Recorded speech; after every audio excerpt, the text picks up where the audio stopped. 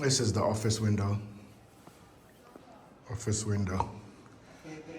A little gap on the side that we have to fix, and then a little bit on the bottom that we have to fix to make flush.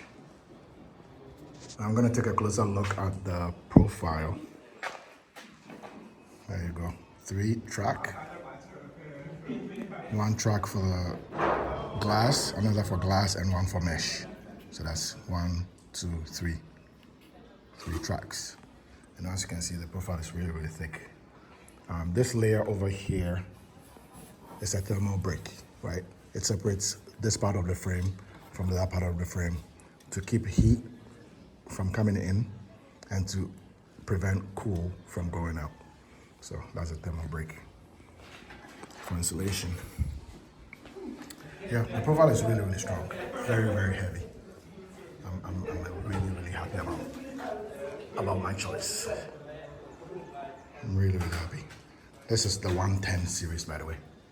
110 series. The only limitation about the 110 series is the fact that if it is taller than 1.5 meters, you would have to give it the fan light.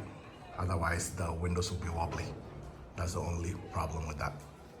But I'm okay with it. You know, it's not on a lot of the windows. On some of them, we have this problem. So, it's good. Yeah, this is the, this is the picture frame you get from this window. So if you, like from the view from the office, the hills in the background, it's really, really good looking. Yeah, so once again, this is the office. This is the big balcony, the L balcony. We did a screening here, so we'll fix the door later. This is the big L balcony. The breeze on this balcony is to die for. And the views are also amazing.